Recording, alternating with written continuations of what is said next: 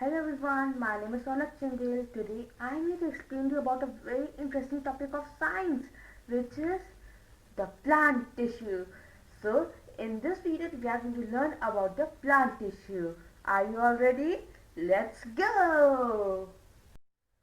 So, now our first topic is types of tissues. Now we are going to study about types of tissues, okay?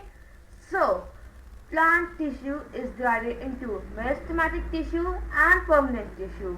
Permanent tissue is divided into simple permanent tissue and complex permanent tissue. Simple permanent tissue is divided into parenchyma, collenchyma and sclerenchyma. Meristematic tissue is divided into apical meristem, interciliary meristem and lateral meristem. Parenchyma is divided into erenchyma and chlorenchyma. Complex permanent tissue is divided into xylem and phloem. You need to remember these types of divisions, okay? They are very important for this chapter. When I was explaining you about the different types of tissues, you all might be thinking why I'm not explaining you about each and every type of tissue individually and giving you more details about them. So here's the time when I'm going to explain you about each and every type of tissue individually and give you more details about those tissues. So let's get started. So our first tissue is meristematic tissue. What is meristematic tissue? Meristematic tissue is the only growing tissue of the plant. The cells of this meristematic tissue have a unique ability to divide. They have a unique ability to divide. The cells of this tissue are very active. The cells of this tissue have a dense cytoplasma. They have a dense cytoplasma. They have a thin cellulose wall. And they have a prominent nucleus. But once those cells get mature, they lose their special ability to divide. These tissues are divided into apical meristem, lateral meristem and interciliary meristem. I hope you understood about meristematic tissue. Now we are going to study about types of meristematic tissue. So our first type is apical meristem. Apical meristem is found on the top of the plant and the tip of the roots. The main function of apical meristem is to increase the length of the roots and the height of the plant. Our second tissue is lateral meristem. Lateral meristem is found on the stem of the plants. This helps to increase the girth of the plant. Interciliary meristem is seen in some parts of the plant. It is located near nodes. I hope you all understood about meristematic tissue and types of meristematic tissue. In order to make this discussion a bit more joyful and interesting, let's see the image of meristematic tissue in plants. Yay! As you all can see here, apical meristem is marked on the top of the plant. Interciliary meristem is marked near the nodes of the plant. And lateral meristem is marked in the stem of the plants. You all can take a screenshot of this image because this image is going to help you a lot, okay? Our next topic is going to be very complicated. But what is my work? My work is to make complicated things easy for you all to learn and understand.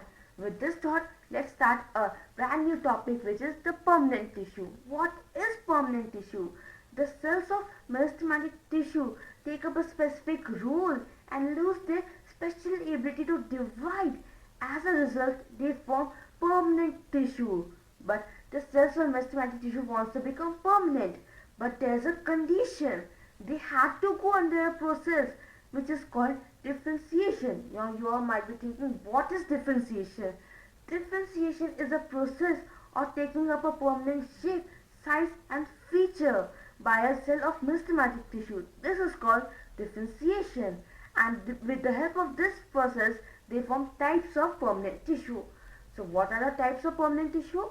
Complex permanent tissue and simple permanent tissue. Here comes the divisions of permanent tissue. So the first division of permanent tissue is simple permanent tissue. As I have told you other types of simple permanent tissue in the beginning, I should not discuss them again. So we are going to study out parenchyma first. What is parenchyma? Parenchyma is a type of permanent tissue. It consists relatively unspecialized cells. The cells of this tissue have very thin cell wall, but they are living cells. They are very loosely packed in the sense they have larger intercellular space between them. This tissue is used to provide support to the plant, and it is also used to store food. Okay. Now let's see the image of parenchyma. So here comes the images of parenchyma. See, they are the images of parenchyma. Okay. So now let's study about types of parenchyma. So our first type of parenchyma is erenchyma. In aquatic plants, there are large cavities present in parenchyma to make the plant float. That parenchyma is called erenchyma. So our second is chlorenchyma. In some plants, parenchyma contains chlorophyll and it performs the process of photosynthesis. Then it is called chlorenchyma. The types of parenchyma are very easy. Just you need to remember their names and you will automatically get their functions. Okay. So our next permanent tissue is collenchyma. Now what is collenchyma? Do you see plants bending? So that is because of collenchyma. The flexibility in a plant is due to another permanent tissue which is collenchyma. It allows bending of various parts of the plants, okay, without breaking. It also provides mechanical support to the plant. We all can find this type of permanent tissue in leaf stalks below the epidermis. The cells of this tissue are elongated and irregularly thickened at corners. There is very little intercellular space between the cells of collenchyma. So, let us see the image of collenchyma. So, they are the images of collenchyma. Okay? So now, let's study about another type of permanent tissue which is sclerenchyma. What is sclerenchyma? It is the permanent tissue which makes the plant hard and stiff. We have seen the husk of coconut. It is made up of sclerenchyma. The cells of this tissue are dead. They are long and narrow and they have a thick cell wall due to lignin. Now what is lignin? Lignin is a chemical which acts as a cement. Due to the thickness of the cell wall, there is no intercellular space between the cells of sclerenchyma. This tissue is present in stems, around the vascular bundles, in the veins of leaves, and in hard covering of seeds and nuts.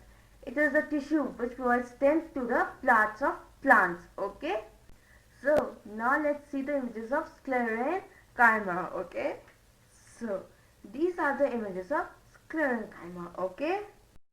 So now let us study about types. So now let us study about another type of permanent tissue, which is complex permanent tissue. Okay. So first we are going to study about xylem. Xylem consists of tracheids, vessels, xylem parenchyma, and xylem fibers. The cells have thick walls, and many of them are dead cells. Tracheids and vessels are tubular in structure. This allows them to transport water and minerals vertically. The parenchyma stores food and helps in sideways conduction of water. Fibers are mainly supportive in function. Now let's see the image of xylem. Okay. So this is the image of xylem. Okay. You all need to remember this image. This is very important. Okay. So now let us study about phloem. Phloem is made up of elements like Sivine tube, Sivine cells, companion cells, phloem fibers, and phloem parenchyma.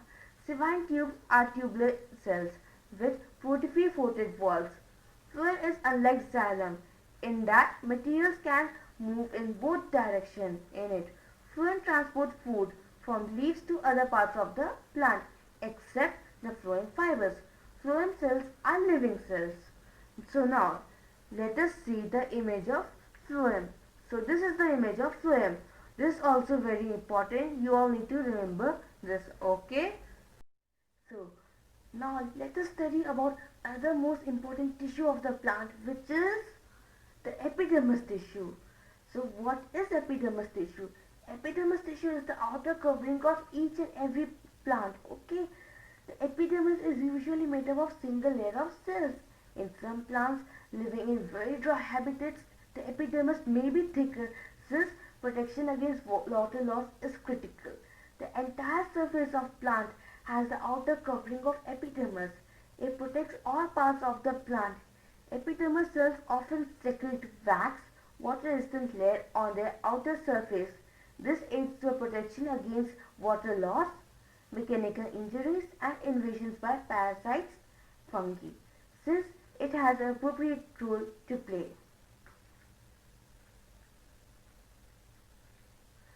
Cells of epidermis tissue form a continuous layer without interstitial space. Most epidermal cells are relatively flat. Often, their outer walls are thicker than their inner walls. So, let us see some images of epidermis. Here comes the images of epidermis. You all can see the images of epidermis. Okay? If you like what I taught you, please like my channel, subscribe my channel and share it with your friends so that they could also gain some knowledge. Okay? If you want me to teach any other topic or any suggestion, please do let me know in the comment section. Okay? Till the time, stay blessed, stay safe. Namaskar.